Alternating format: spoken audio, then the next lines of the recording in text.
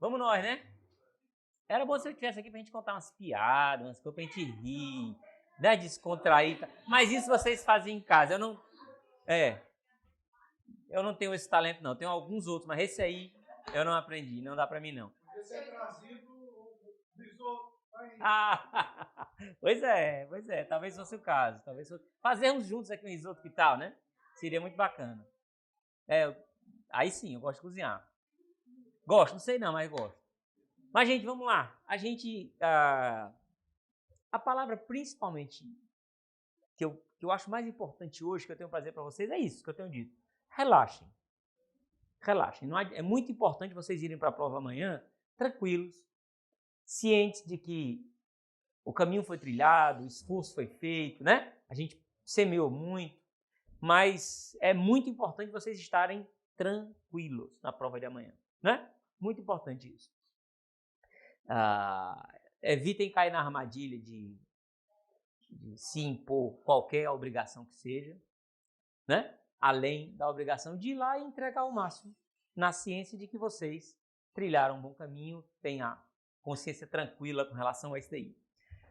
E a gente vai ter uma conversinha leve aqui hoje sobre um assunto do nosso tema,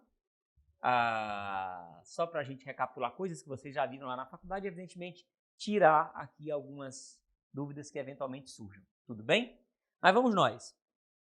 A gente vai falar sobre concurso de pessoas. Quando é que a gente tem concurso de pessoas e qual é a relevância disso para o direito penal? A gente precisa entender, já falamos disso algumas vezes, quando a gente falou no nosso primeiro encontro, que direito penal se rege por alguns princípiozinhos muito próprios e um deles é o princípio da pessoalidade, né? Pessoalidade é, como disse o nosso poeta, ado, cada um no seu quadrado, né? Cada um responde pelo que faz. Tudo bem? Aquele crime lá, o crime X, quem praticou foi o sujeito Y recebe o presente que a lei reservou para ele. Porém, às vezes, não é só o sujeito Y que pratica o delito. Aí surge a necessidade de nós tratarmos o concurso de pessoas.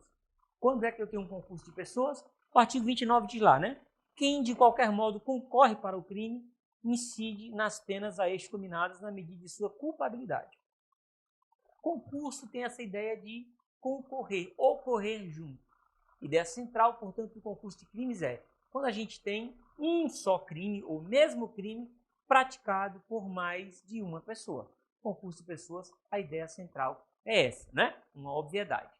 A questão é que nem sempre a gente pode tratar todas as pessoas que têm um dedinho, uma coisinha, uma parte na consecução do delito, nem todos eles podem receber a mesma resposta.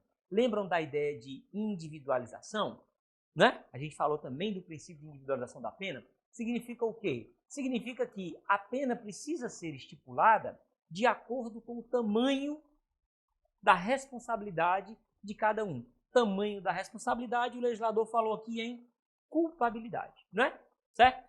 Quem concorre com maior culpabilidade, é o choque. Quem concorre com maior culpabilidade, evidentemente, terá uma resposta penal, mas a gente pode afastar o público um pouquinho? Quem concorre com maior culpabilidade, evidentemente, deverá ter uma resposta penal mais severa. Diz o artigo 29, quem meteu a mão no pirão vai receber também uma resposta, por mais leve que tenha sido. Você vai receber uma resposta leve, mas vai receber, não é? Eu vou passar aqui para a gente tratar dos outros assuntos.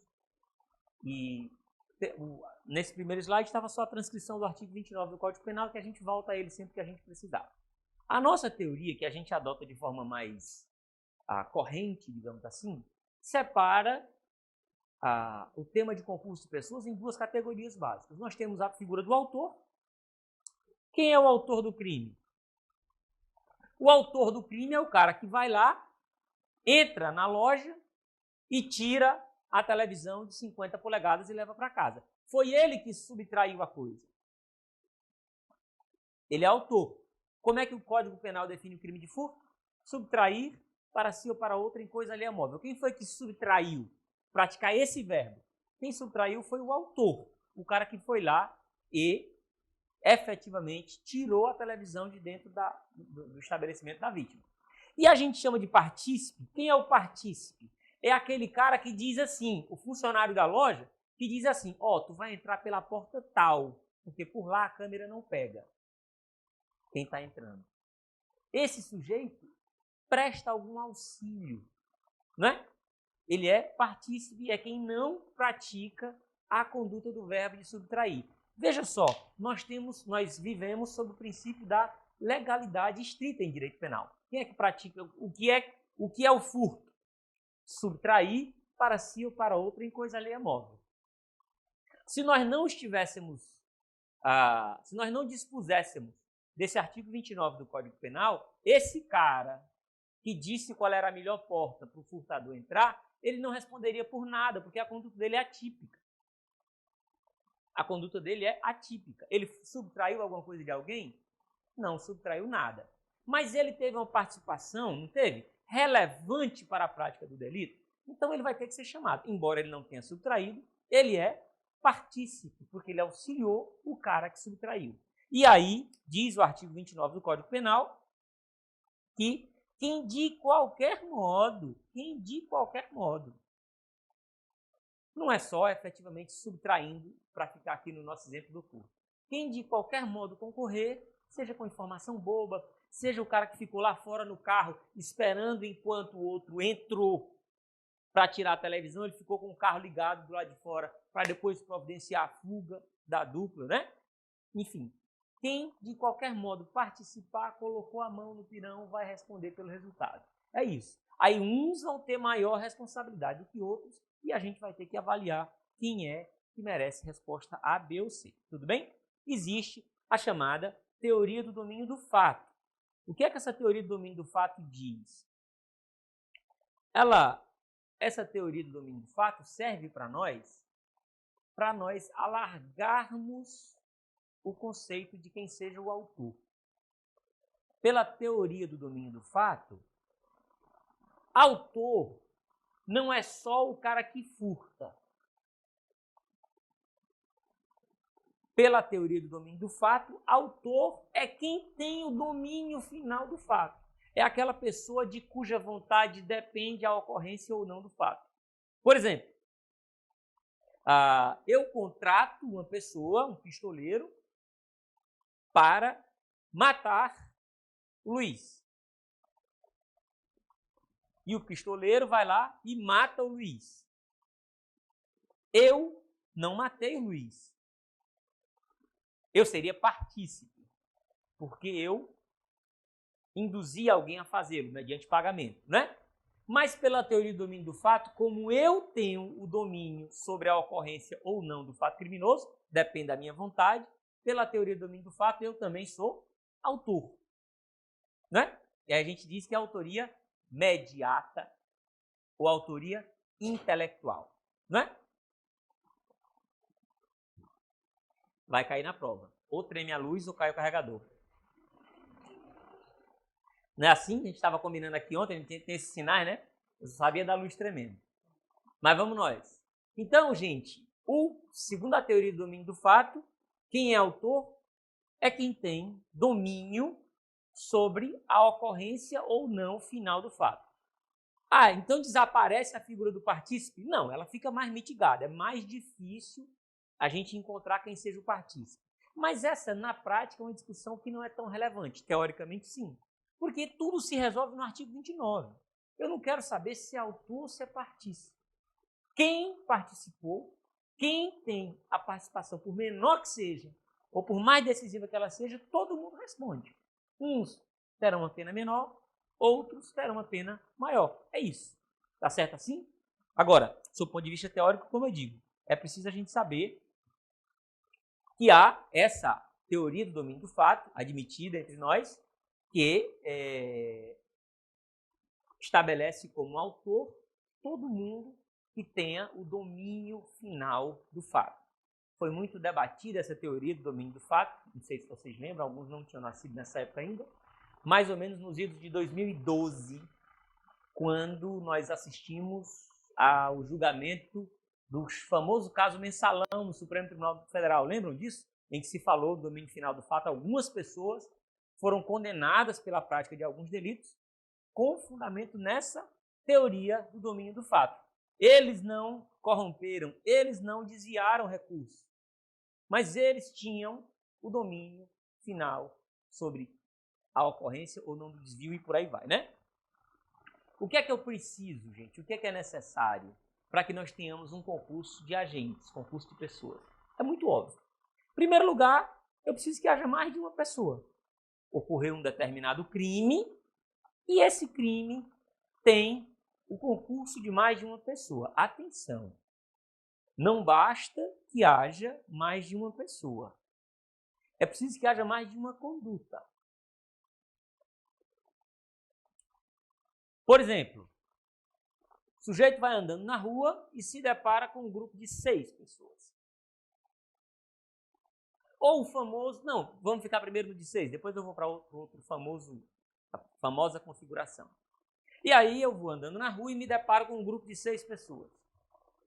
Dentre aquelas 6 pessoas, uma delas saca a faca, bota no meu pescoço, passa o celular. Eu tiro meu celular, entrego, a pessoa vai-se embora. Roubo. Houve concurso de pessoas? Não. Embora houvesse 6 pessoas, não houve mais de uma conduta. Foi só uma pessoa que agiu. Ah, mas ele estava junto. Não é crime estar junto, né? Eu não posso dizer que essas 6 pessoas nem induziram. Ah, não, mas se você disser que enquanto ele estava fazendo isso, tinha um outro dizendo, rapaz, vai logo dar uma furada nele. Opa, aí você já está falando de uma segunda conduta. Esse segundo, né, participou, tudo bem? Tá certo? Mas enquanto um faz e o outro observa, eu não posso falar ainda de concurso de pessoas, né? Só tem uma pessoa agindo, tudo bem isso? É o famoso caso da moto, eu ia falar agora. O segundo exemplo é exatamente esse. Aí vem 2 homens numa moto. Nessa história, 2 homens numa moto, você vai andando, 2 homens numa moto. Tem gente que diz que tem mais medo de 2 homens na moto do que da prova da OAB. É verdade? Então, tem 2 homens numa moto. O garupeiro desce da moto e vai lá e aborda a pessoa e toma o celular, depois volta para a moto e vai embora. Tem concurso de agentes? Tem, sim, senhor. Por quê? O outro cara foi responsável por uma parte importantíssima do crime, que é a fuga, o sucesso do crime. Então, aí sim, aí tem 2 condutas, tudo bem? Então, não basta que haja 2, 3, 4, 5 pessoas. Eu preciso dizer que foi que o A fez, o que foi que o B fez, né? Condutas, tá certo assim? Segundo, é necessário que haja relevância causal das condutas. Não basta que haja um comportamento. Eu tenho que dizer o seguinte, esse comportamento do B que você está dizendo, o que foi que ele contribuiu, qual foi o empurrão que ele deu no sentido de dar causa ao crime. Tá certo? Tudo bem? Não basta que haja um comportamento. Porque suponhamos, não, estavam lá os 6 que me roubaram, enquanto um estava com a faca no meu pescoço, o outro estava bebendo uma garrafa de vinho São Brás, ele estava bebendo vinho lá. O que é que esse comportamento dele tem a ver com o crime que foi praticado? Nada. Portanto, embora eu possa relatar essa segunda conduta, não há relevância causal, tá certo? Então, eu preciso ter mais de um agente, que é evidentemente mais de uma conduta. Essas condutas todas têm que ter relevância causal, né? Vamos no primeiro exemplo que eu citei do furto da TV lá da loja. O partícipe, o cara que trabalha na loja que indicou a porta boa por onde o furtador deveria entrar, a conduta dele tem relevância causal? Tem sim. Porque talvez, se o outro tivesse entrado numa porta diferente, seria descoberto, o alarme ia soar, sei lá. Então a conduta dele tem relevância causal, ou seja, ela está orientada no sentido de produzir o resultado, que é a subtração do patrimônio, né? Letra C. Liame subjetivo entre os agentes. É necessário que os caras tenham algum ajuste psicológico um com o outro. Porque uma situação é, o cara, no exemplo que eu falei, diz assim, entra pela porta tal, que lá é a melhor porta. eu vou deixar a porta aberta para tu entrar. Vai lá e eu vou deixar a porta aberta para tu entrar. Todas as outras portas vão estar trancadas, essa vai estar aberta, tu vai entrar. E olha, beleza.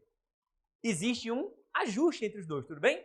Outra coisa muito diferente é, o furtador chegou na loja, testou a porta, coincidentemente a porta estava aberta. Certo? O funcionário tinha esquecido a porta aberta. Sem combinar nada com ele. Tudo bem? Isso? Tá certo assim?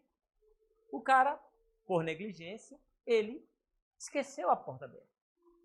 Tem uma conduta do cara? Tem. Tem a conduta do funcionário, que deixou a porta destrancada. Mas tem liame subjetivo? Não tem liame subjetivo entre eles, né? Eles não tinham combinado isso. Evidentemente que aqui a gente está falando que é uma questão de matéria a ser provada dentro do processo, né? Se eles tinham combinado ou se eles não tinham combinado e tal. Mas o que eu estou falando, será que vai cair isso na prova também?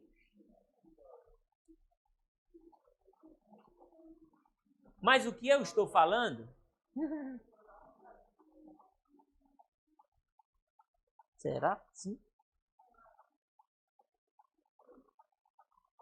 Aqui?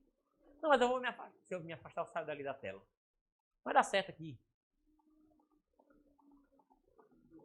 Vamos lá, ó. Gente. Eu estou entendendo o que a Deise falou aqui. Trocar esse aqui e botar no de baixo. Mas vamos lá. O que eu estou dizendo é, eu preciso provar que aquele funcionário deixou a porta aberta para facilitar a ação do outro. Entenderam isso? Tá certo assim? Aí eu tenho o quê? Duas condutas. Um deixou a porta aberta, o outro entrou e subtraiu a televisão. Eu tenho relevância causal de cada uma delas, né? Tá certo assim? Se a porta tivesse fechada ia ser mais difícil. Eu tenho o liame subjetivo. Eles combinaram um com o outro de fazer isso. Vai na porta X, que a porta X vai estar aberta. Agora, se eu tenho tudo isso, mas a porta aberta foi deixada por desleixo do funcionário, que esqueceu de fechar a porta, já não tem o liame subjetivo. Não se trata de concurso de agentes. Quem vai responder pelo furto? Só o furtador. O outro vai ter um problema para se resolver com o patrão dele, questão trabalhista, né? Enfim, justifica a demissão dele ou não, isso aí não é comigo, é com o Joilson. Né? Tá certo assim? Então, não existe, deixa de haver concurso de agentes se não existe liame subjetivo entre eles. E, por fim, identidade... Ou não.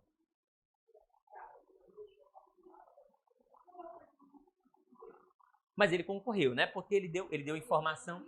Houve o liame subjetivo, a relevância causal. Eu posso excluir, numa situação como essa, eu posso excluí-lo da cadeia causal. Posso excluí-lo já que não, a participação dele não está, digamos assim, na cadeia de acontecimento. Agora, se além da porta ele deu alguma outra informação, a televisão vai estar no lugar tal, foi essa outra conduta que ajudou, entendeu? Agora, se a porta, ele deixou a porta aberta, está tudo combinado e tal, mas o sujeito encontrou um outro caminho e foi lá, eu posso excluir da relevância causal, né?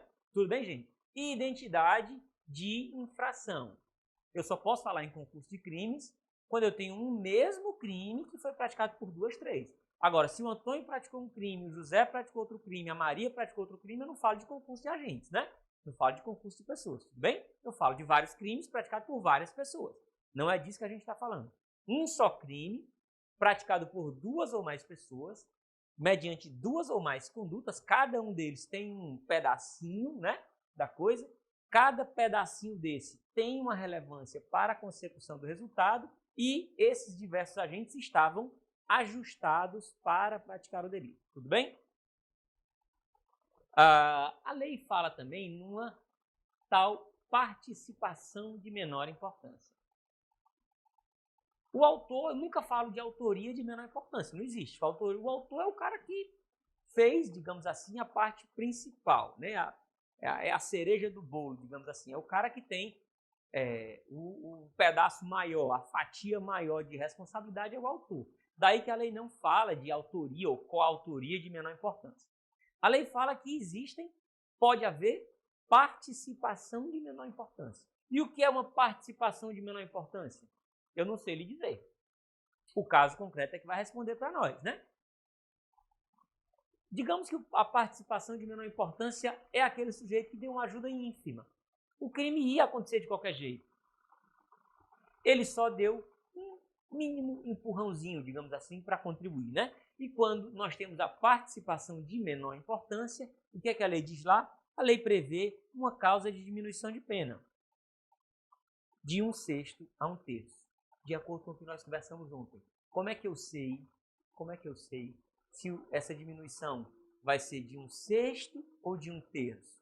Como é que eu sei se essa diminuição vai ser menor ou maior?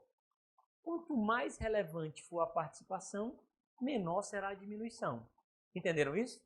Tá certo? E só o caso concreto, insisto, pode responder para nós o que é uma participação de menor importância. É muito comum a gente ver sustentações que, no exemplo dos 2 caras na moto, a participação do piloto é de menor importância.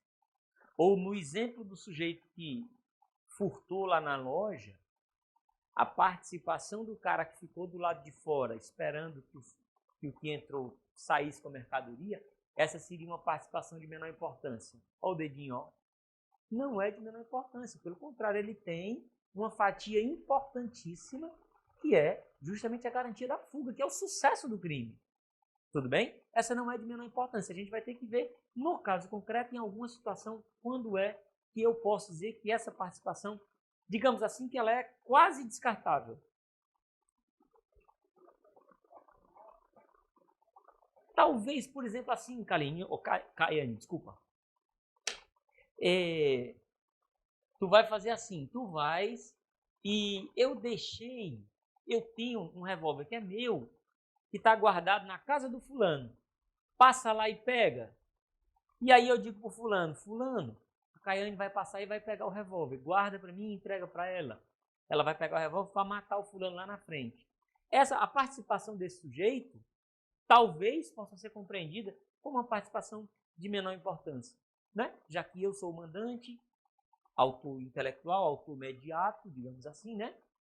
Caiane é que vai executar, e esse sujeito teve uma participação muito menor, talvez quase descartável.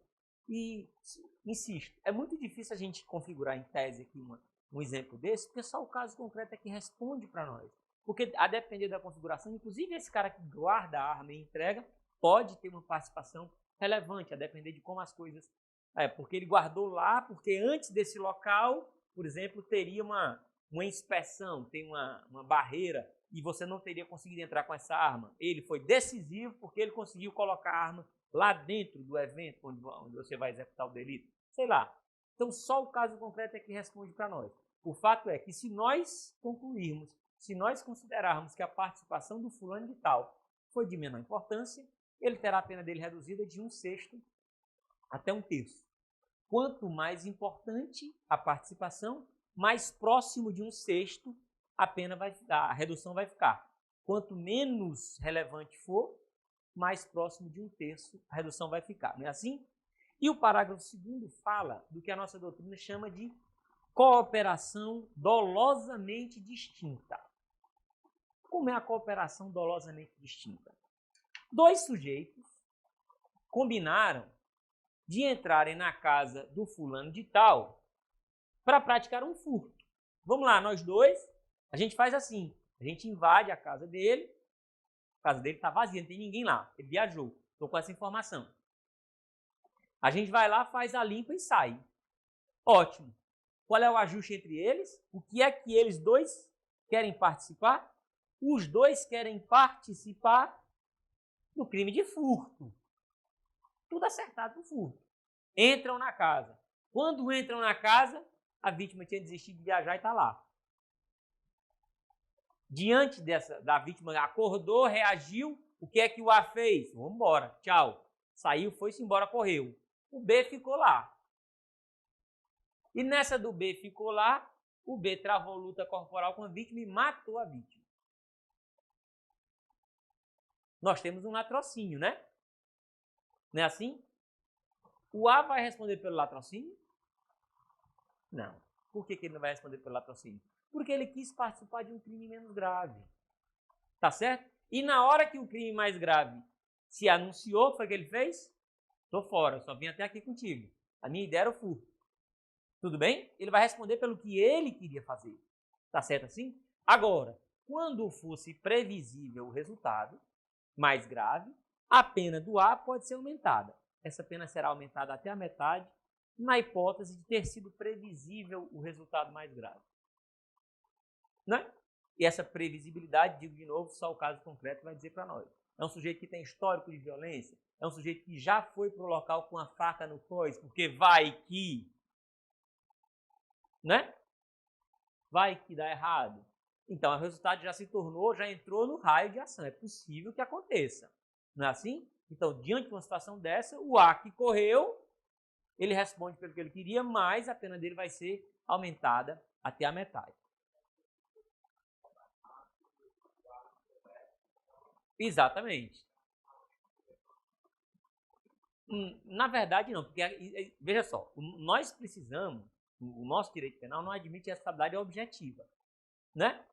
Eu só posso admitir qualquer espécie de responsabilidade penal com base no elemento subjetivo, tudo bem? A presença da arma é necessário que fosse, ele só pode, porque assim, uma situação que é muito comum também,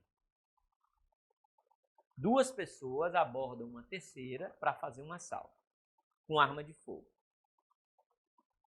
E aí, no contexto do assalto, o agente que portava a arma de fogo dispara e mata a vítima. O outro que não estava com a arma alega participação dolosamente distinta e diz assim, eu não queria praticar latrocínio. Eu queria praticar um roubo. Olha o dedinho para ele, ó. Nesse caso, eu não vou nem para esse aumento de pena. Por quê? Porque a morte de alguém no contexto de um assalto com arma de fogo é desdobramento natural do crime de roubo. É, digamos assim, do contrato do roubo com arma de fogo tu me dá teu celular ou tu morre. Não é assim? Não é? Então é natural que isso aconteça. O sujeito não pode nem alegar isso. Mas eu posso atribuir isso ao B, que estava desarmado. Por quê? Porque ele sabia da arma. Tu está entendendo isso? Se ele não sabia da arma, ele não tem como ser responsabilizado penalmente. Tá certo assim? Tudo bem, gente? Turma de casa, alguma coisa? Tudo claro, né? Perfeito. Então essa é a ideia da participação dolosamente distinta. Ou cooperação dolosamente distinta. O agente responde pelo delito que ele queria cometer, mas se o resultado fosse previsível, esse resultado que aconteceu, né? O sujeito, ainda no exemplo do furto, o sujeito vai lá para praticar um furto, combinou tudo, entrou na casa e lá dentro, na hora da prática do furto, tinha uma mulher dormindo na cama e um dos agentes vai lá e estupra essa mulher. O B vai responder pelo estupro? Não tem nada a ver com a história, né? Tá certo assim? O sujeito lá que furtou e estuprou responde por isso, pelo que ele fez, né? Não é assim? Tudo bem? O outro não tem nada a ver com a história. Fez o furto, foi-se embora, levou o que ele queria levar, ele responde pelo furto. Tudo bem?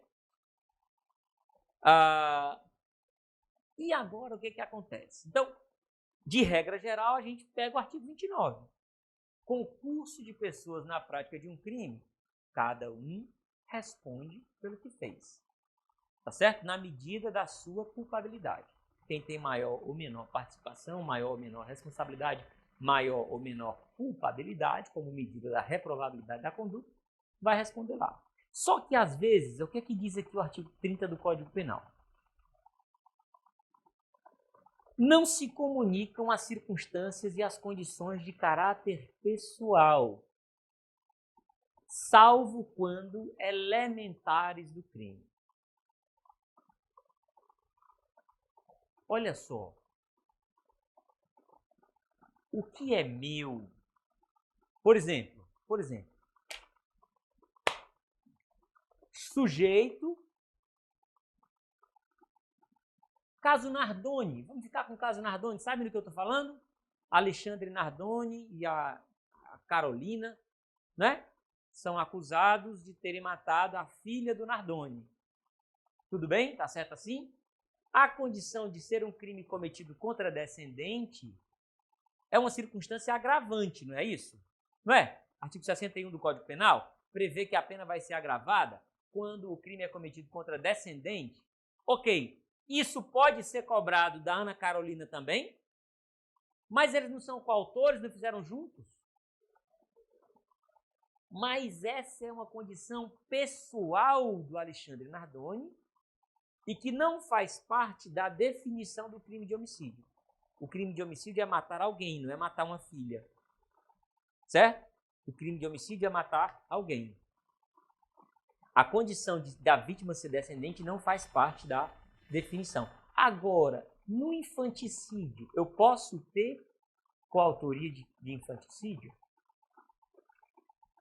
O que é o infanticídio? Alguém tem um código penal que possa ler para nós aí? Eu não estou aqui com o meu. Sinteticamente, o infanticídio é a mãe que mata o próprio filho logo após o parto sob a influência do estado puerperal. Então, nós temos uma condição pessoal da mãe, que nesse caso faz parte da definição do crime de infanticídio, não faz? Não faz parte? Então, nesse caso, diz o artigo 30, ó, essa é uma condição pessoal, ela é de caráter pessoal, porque só a mãe é que é mãe, só a mãe é que tem o estado puerperal, né? Que é aquela alteração hormonal, psicológica em decorrência do parto, é só a mãe que sofre isso, né? Mas é uma condição pessoal dela que pode se comunicar no caso do infanticídio, por quê? Porque faz parte da própria definição do delito. Como crime de peculato. Quem é que comete peculato? Funcionário público. Eu posso ter um não funcionário público respondendo por peculato? Sozinho não. Em coautoria eu posso. Por quê? Porque no concurso de pessoas eu posso ter. Por quê? Porque a condição de funcionário público é pessoal, ok, em regra não se comunica, mas como ela faz parte da definição do crime de peculato, ela se comunica ao outro. No caso do mensalão, nós também tivemos pessoas que não eram funcionárias públicas condenadas por peculato, né? A condição pessoal do servidor público, nesse caso, se comunica aos outros, porque faz parte da definição do delito, tá certo? É o que diz aqui, ó. A regra é não se comunicar. A regra é que eles não se comunicam, salvo quando são elementares. O que são as elementares do crime? Vocês sabem. Elementares são aquelas coisas essenciais do delito, que se eu tirar, desnatura. O homicídio é matar alguém. Quais são os elementos do homicídio? É matar, é a conduta e alguém. Matar um cachorro não é homicídio, é outro crime, né? Tudo bem? A elementar é isso. O que é elementar do infanticídio, como eu falei aqui? É a mãe, é o filho, é o estado corporal, são da própria definição do delito. Se eu tirar isso, se eu tirar qualquer coisa dessa, desnatura o crime. Já não é mais aquele mesmo crime, né? Então, todas essas circunstâncias que são, embora que sejam pessoais, mas que fazem parte da própria definição do delito, são elementares e elas se comunicam. Tá certo assim? Artigo 30 do Código Penal. E os casos de impunibilidade têm muito a ver com o que a gente conversou ontem, né? Certo? O ajuste, aquela que a gente falou do intercrimes, lembram disso?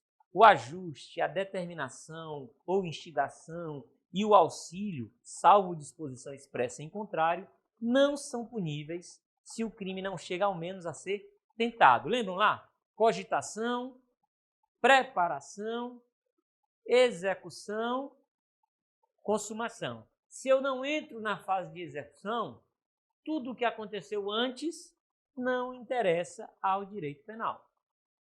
Tá certo? A não ser que algum desses atos por si só seja crime. Por exemplo, eu estou planejando matar uma pessoa. Aí eu vou lá e, para me preparar, estou saí da cogitação, entrei na preparação, vou comprar uma arma de fogo. Vou lá na feira do malandro e pago R$3.000 no revólver. E estou indo para minha casa com esse revólver. E aí no meio do caminho a polícia me prende e diz que eu estou sendo preso por porte ilegal de arma de fogo. Eu posso dizer, não, eu não sou punível, porque aqui é ato preparatório. Eu não posso, porque, tudo bem, é um ato preparatório, mas este ato preparatório é, por si só, um crime, tá certo? E aí o sujeito responde Mas se não é, como o exemplo também, o sujeito pega o outro lá com a planta do banco. Imagina aquele furto no Banco Central. E aí a polícia descobre que existe o plano, e aí entra lá, estoura a casa dos sujeitos, encontra lá o plano a planta do Banco Central, dizendo precisamente como é que eles deveriam fazer a escavação, e todo o material de escavação, ventilador, tudo lá na casa deles, eles com a casa alugada para começar a cavar o túnel, a polícia vai lá e estoura. Tem algum crime aí? Não. Tudo bem? Ah, não, mas eles corromperam um servidor do Banco Central que vendeu para eles a planta lá. Opa, ele responde por isso, né? Eles respondem por esse crime. Mas o só fato do planejamento não é crime. Lhe devo a palavra. Aí não, porque aí nesse caso, o Cláudio está perguntando a pessoa que compra a máquina para falsificar a moeda. Na verdade é petrecho. Aí não, nesse caso o ato preparatório é também ilícito, né? Certo? Que é o petrecho para fabricar a moeda. Então, de um modo geral, a regra é os atos preparatórios, tudo que estiver antes do início da execução, a regra é não ser punível, salvo quando esse momento é por si só crime. Tá certo assim? Eu não posso falar, quando eu fui pego na rua com um revólver no bolso, esse revólver que eu comprei na Feira do Malandro, eu não posso falar em tentativa de homicídio. Tudo bem? Porque em relação ao homicídio, eu estava num ato preparatório. Tá certo assim? Agora, esse ato preparatório por si só é crime. Aí, ok, posso falar disso. Tudo bem, gente? A gente para por aqui. Fiquem com o meu desejo de que vocês encontrem as melhores condições, a melhor paz para vocês fazerem a prova amanhã. Funcional. Sim.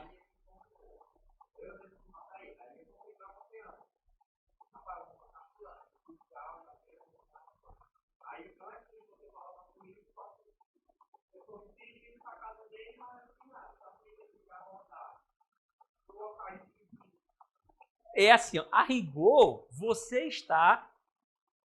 Uma das excludentes de ilicitude qual é? Exercício regular de direito. Você não tem um porte de arma? A rigor, você está portando arma. Que é um direito seu. Você não tem esse direito? Lá a lei não lhe assegura esse direito. Mas essa sua historinha anterior pode ter chegado ao conhecimento de um juiz que pode ter determinado a suspensão do seu direito de portar arma, em virtude desse histórico, etc, etc e tal. Em princípio, ninguém poderia tomar essa sua arma. A não ser se eu já souber disso, eu vou fazer. Né? Eu sei que você vai cometer o crime de homicídio, eu sei disso. E eu lhe vejo na rua com arma de fogo, embora você tenha porte de arma de fogo, eu posso lhe tomar. Ah, não, mas é constrangimento ilegal, que você está impedindo alguém de fazer uma coisa que a lei permite. Ok, eu respondo pelo constrangimento, depois eu vou explicar o constrangimento. No meu modo de ver, né, numa situação como essa daí, a coisa se resolve por aí. E, evidentemente, não há constrangimento, porque eu sei, é como eu impedir alguém da prática de um delito. Eu não posso ser responsabilizado por constrangimento ilegal, não tem como se fazer isso, né?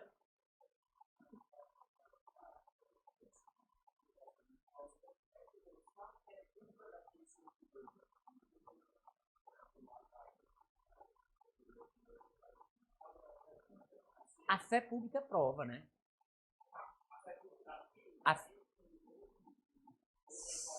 A fé pública é prova. A fé pública, de um modo geral, é prova. É um conceito, inclusive fé pública é um conceito que eu tenho muita resistência em trazer para dentro do direito penal e do direito processual penal, porque a fé pública é um instituto de direito administrativo que às vezes algumas pessoas confundem, mas por uma questão de cautela, nesse contexto que ele relatou, eu acho que a gente pode sim, porque assim, eu prefiro usar a expressão de presunção de idoneidade. Presume-se ser idôneo um cara que vai lá e depõe como testemunha, principalmente se ele é um servidor público, né?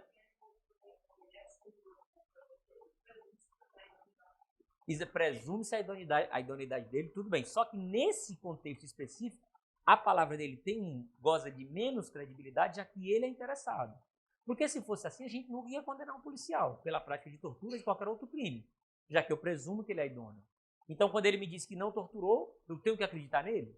Mesmo diante de todas as outras provas que dizem? Então, é uma coisa que falece. Nesse caso específico, a fala do sujeito, do policial que vai matar o outro lá, a fala desse policial, precisa ser vista com mais reserva. Você está entendendo isso? O que é que eu quero dizer, né? Tudo bem? Gente, excelente prova. Amanhã vai dar tudo certo. Abraço em vocês.